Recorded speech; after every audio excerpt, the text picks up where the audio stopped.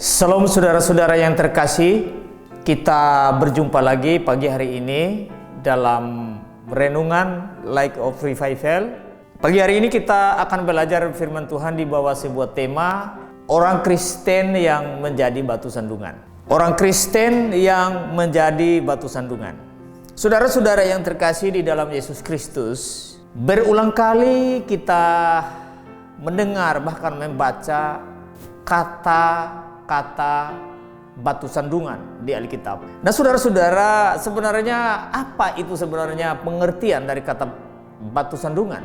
Kalau menurut yang kita baca di dalam Alkitab adalah batu sandungan merupakan suatu halangan atau suatu perbuatan yang akan memberikan suatu dampak yang tidak baik terhadap orang lain atau terhadap sesama. Tergantung saja konteks apa yang berhubungan dengan batu sandungan itu. Tapi pada dasarnya adalah batu sandungan merupakan suatu perbuatan manusia yang menghalangi orang lain untuk memperoleh kebaikan di dalam hidupnya. Nah, kalau kita bicara lebih lanjut, apa itu batu sandungan yang berhubungan dengan iman orang Kristen? Yang pertama adalah ketika kita melayani Tuhan, lalu di dalam pelayanan kita itu kita adalah sebagai pelayan Tuhan, sebagai hamba Tuhan, menjadi batu sandungan bagi orang lain. Misalnya dalam pengajaran kita, saya kasih satu peristiwa atau satu kenyataan yang baru saja terjadi beberapa bulan yang lalu. Ini adalah batu sandungan dari ungkapan atau dari kata-kata seseorang yang dalam tanda kutip dia adalah hamba Tuhan. Nah, si pemberita firman Tuhan ini karena mungkin pada dasarnya tidak pernah belajar Alkitab, tidak pernah belajar kebenaran firman Tuhan, yang hari-harinya dia hanya memperhatikan hidup orang lain saja, kehidupan tetangganya seperti apa. Lalu saudara-saudara, pas ada orang meninggal dunia, lalu waktu itu dia berkhotbah dari atas mimbar, lalu dia mengatakan bahwa kalau kita yang sebagai bapak-bapak, ini khotbahnya, ini kata-kata dalam khotbahnya, dalam pengajarannya.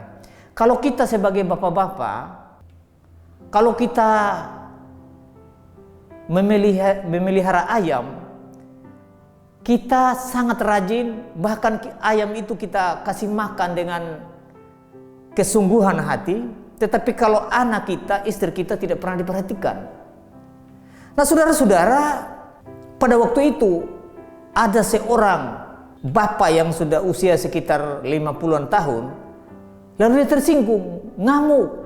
Dia bilang, siapa bilang kami tidak perhatikan anak istri kami? Karena ayam adalah itu juga bagian dari hidup kami, makanya kami harus pelihara ayam itu, harus kasih makan, kasih minum, kita kasih obat, sehingga ayam itu sehat dan kami jual bisa dapat uang. Saudara-saudara, si bapak tua itu langsung bangun dari tempat itu, tempat kedukaan itu, dia tidak ikut lagi khotbah dari si pendeta itu. Nah, saudara-saudara, ini salah satu contoh dari batu sandungan yang kita lakukan di dalam pelayanan kita, di dalam hidup kita sehari-hari.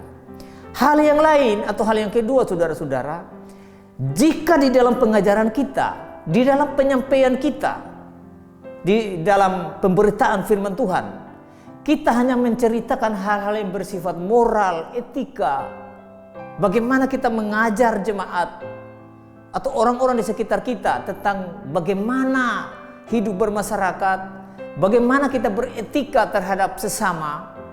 Kalau hanya itu yang ditekankan di dalam setiap pengajaran kita, saudara-saudara, itu juga batu sandungan. Batu sandungannya bagaimana? Kita tidak pernah membawa orang pada Injil keselamatan. Kita tidak pernah menceritakan Kristus sebagai satu-satunya Tuhan dan Juru Selamat. Itu pun jadi batu sandungan. Pada akhirnya, orang-orang yang ada di sekitar kita, yang mendengar cerita kita hanya tentang etika dan moral, pasti mereka satu ketika meninggal dunia, akan pergi ke neraka selama-lamanya. Berarti itu batu sandungan yang betul-betul fatal, yang membawa kematian kekal bagi orang lain.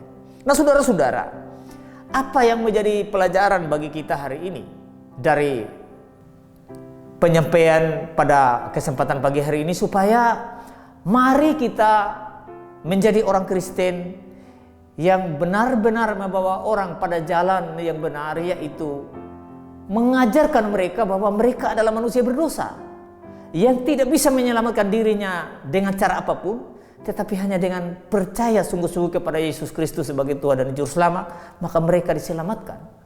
Nah saudara-saudara, kalau selama ini, selama hidup kita hanyalah menjadi batu sandungan lewat tutur kata kita, lewat perbuatan kita, terkhusus buat lewat pengajaran kita, lewat penyampaian kita tentang firman Tuhan, tidak pernah kita beritakan Injil, maka kita adalah batu sandungan yang sungguh-sungguh membawa orang lain pada kematian kekal selama-lamanya. Untuk itu, marilah kita sungguh-sungguh sadar diri, menyadari bahwa semua manusia yang ada di bawah kolong langit ini adalah manusia berdosa. Karena itu, apa yang harus kita ungkapkan setiap kali kita beritakan Injil adalah mengajak mereka untuk percaya kepada Yesus Kristus sebagai satu-satunya jalan keselamatan kepada Allah. Tanpa itu, saudara-saudara, tanpa saudara memberitakan Injil kapan dan di mana saja dan kepada siapa saja, maka saudara adalah batu sandungan yang menghalangi orang untuk pergi ke surga.